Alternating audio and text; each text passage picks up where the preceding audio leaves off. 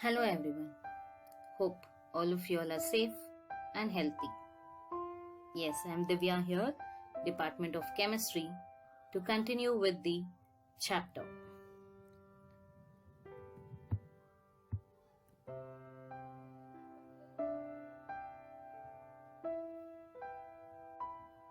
The next process, or the last process, which is employed in this extraction of metal is refining. Refining is the process of purification of metal for obtaining metals of high purity. In order to obtain a metal of high purity, even the trace of impurities which is present along with the metal is removed by using several techniques. This depends on the difference in the properties of metal and its impurity present along with it. Some of the common methods which are involved in this process of refining in order to obtain 100% pure metal are distillation, liquefaction, electrorefining, zone refining, vapor phase refining, and chromatographic methods or techniques. Now let us study about these techniques in detail or how it is used in the process of refining. First is distillation. This is especially applicable for the metals having low boiling point than its impurities. The low boiling point metals like zinc, cadmium, mercury is being refined by this process. First, the impure metal is taken in this round bottom flask, or you can use iron retort, and it is heated. The metal having low boiling point vaporizes first, and then these vapors move to the condenser and it is cooled in the condenser and received separately in the receiver. The impurity is left behind in the flask. This is how metal is separated from its impurity. So again, remember, this is specially employed for the metals which are highly volatile or which is having low boiling point or which can vaporize very easily compared to its impurity. The next process is liquefaction. This method is specially applicable for the metals like tin and lead, that is, the metals having lower melting point than their impurities associated with it. First, the crude metal is heated in an inert atmosphere of carbon monoxide on a slopy inclined base. Now the metal melts and flow down to the receiver, leaving behind the impurities which is having high melting point. This process is repeated to get the metal of desired purity. So in this picture it is clearly indicated, that is, the metal having lower melting point than its impurity is taken and heated. The metal having lower melting point flow down and collected in the receiver separately. This is how the metal with lower melting point is refined, specially applicable for tin and lead. Next, a very important method of refining is electrorefining. It is largely used for number of metals such as copper, silver, gold, lead, nickel, chromium, zinc, aluminium, etc. Now, these metals are refined by this method. In this method, impure metal is taken as anode and a sheet of pure metal or a strip of pure metal is taken as cathode, and a salt solution of the same metal is taken as an electrolyte. Now, the electrodes are suspended into an electrolytic solution. On passing electric current, the metal dissolves at anode as ions and a pure metal get deposited at cathode, and the impurities present settle down as anode mud. Now, in order to understand this process better, now let us consider copper as an example. In this, the impure metal of copper is taken at anode and pure strip of metal is taken at cathode. And electrolytic solution, that is salt solution of the same metal, copper sulfate, acidified copper sulfate, is taken as an electrolytic solution. Now the metal which is present along with the impurity at anode undergoes oxidation and forming Cu plus 2 ions by losing 2 electrons. These electrons flow towards cathode and copper ions get into the solution. And these Cu plus 2 ions are attracted towards cathode. At cathode you can see the presence of Cu plus 2 ions, and these Cu plus 2 ions undergoes reduction by accepting the electrons flown from anode to cathode and forms copper. The pure metal of copper get deposited at cathode, and the impurities left behind settles down as anode mud. The thickness of the anode reduces periodically, whereas thickness of the cathode increases periodically. This is how the pure metal of copper is obtained by electrolytic refining. The impurities left behind are called as anode mud. And the next method is zone refining. This method is based on the principle of fractional crystallization.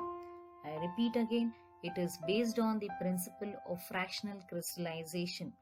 Always asked in the examination, what is the principle behind zone refining?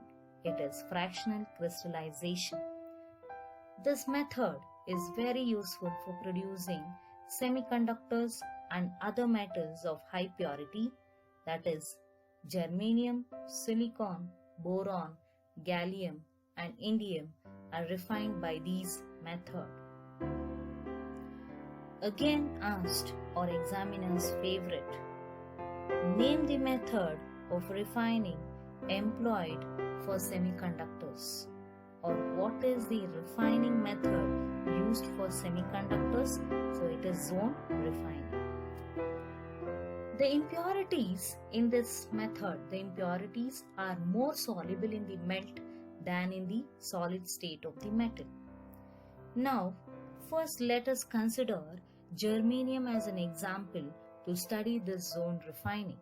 Now I am going to consider a long rod of the impure metal and fit with a circular heater. This is the long impure metal rod and I have fitted over here with the circular heater. Now you can see that once this metal is heated, along with the metal, the impurity melts. As this heater is moved, you can see that very clearly the metal gets solidifies and impurities which is in melt or which is in molten state move along with the circular heater. As you move this heater forward, the pure metal crystallizes out as the temperature decreases over here, and this impurities which is highly soluble at high temperature move along with the circular heater, and they get concentrated at one end, and that end can be easily cut off. You can see in this video better, that is, this is how the circular metal is moved and the impurity moves along with the melt. Here the pure metal get crystallizes and all these impurities get concentrated at one end and it is being cut off or discarded very easily. This is how the pure metal of germanium is obtained, and this is repeated several times to get a metal of high purity. This is how semiconductors are refined by zone refining. The next method of refining is vapor phase refining.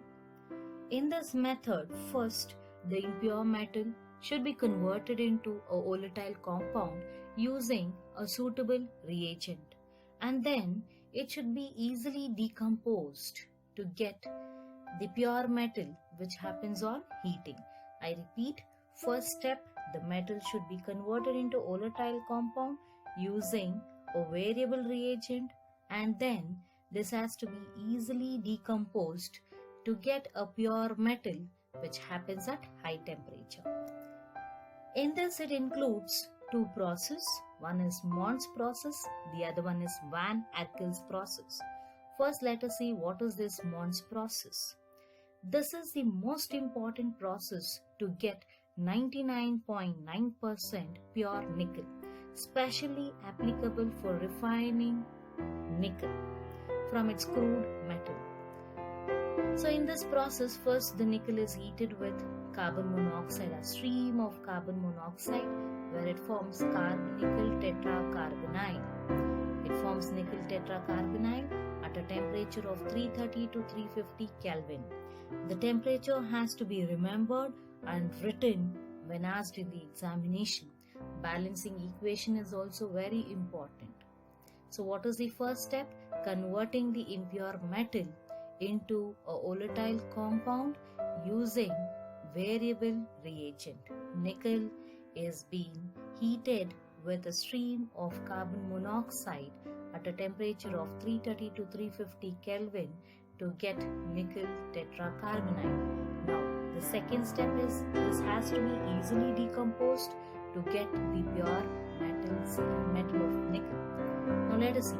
The nickel tetracarbonyl is now heated to a temperature of 450 to 470 Kelvin, and where it undergoes thermal decomposition to get pure nickel. Pure nickel is obtained in this process.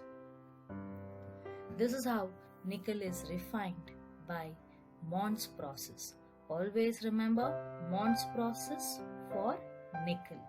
In order to obtain pure nickel of 99.9% or 100% pure nickel, Mond's process is applicable. The next method of vapor phase refining is Van Arkel's method. This method is very useful for preparing ultra pure metals by removing all the oxygen and nitrogen present in the form of impurity. I repeat, this method is useful for obtaining or preparing ultra pure metals. The impurity present over here is oxygen and nitrogen. First, the impure metal or the crude metal is heated in an evacuated vessel with iodine to form an volatile compound, and later this volatile compound is decomposed at a higher temperature to get pure metal. Example with titanium and zirconium is studied here. First, let us study with respect to titanium. It is heated in presence of iodine vapors to a temperature of 870 Kelvin to obtain titanium tetraiodide.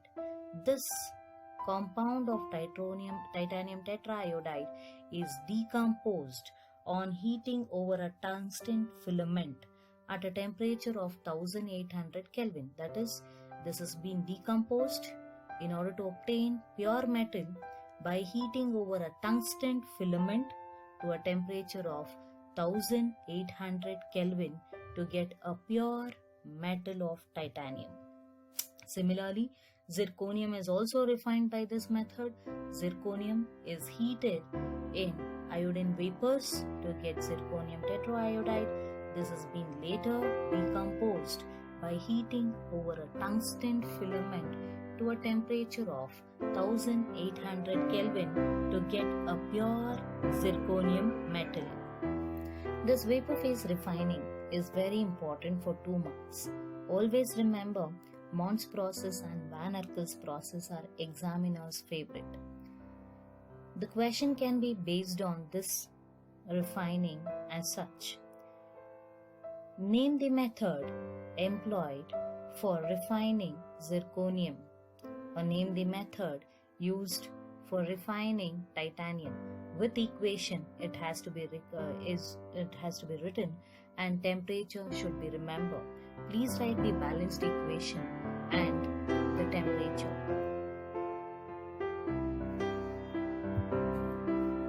In inorganic, it is most important to write the balanced equation, or else you lose marks.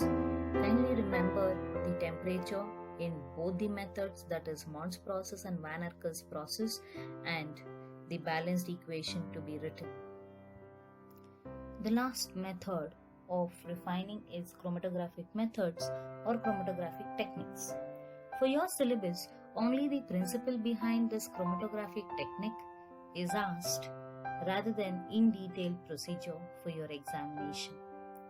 Okay, this is the most versatile and a modern method of technique which is used in separation, purification and testing the purity of elements and their compounds. The principle behind this method is different components of the mixture are adsorbed to different extent on adsorbent. I repeat, the principle behind this technique is different component of the mixture. The different components which is present in the mixture are adsorbed to different extent on an adsorbent. And it usually consists of two phases. One is stationary phase, the other one is mobile phase. Okay. There are several chromatographic techniques such as paper chromatography, column chromatography, gas chromatography, etc. First, let us consider column chromatography to explain. Now, a column chromatography is considered over here, and this is how a column chromatography look like. First, let us consider a burette which you've already seen in your lab and pack this with a glass wool. And now, the adsorbent such as alumina or silica gel is being packed in the column. First, this adsorbent has to be added into the column over here. And this forms the stationary phase. And now the mixture to be separated is dissolved in the suitable solvent. So whatever the mixture you want to separate, that is impurities or other elements present in the mixture, is first dissolved in suitable solvent and then it is being poured into the column. This forms the mobile phase. Now, the silica gel or alumina forms the stationary phase and the mixture which you're going to add forms the mobile phase.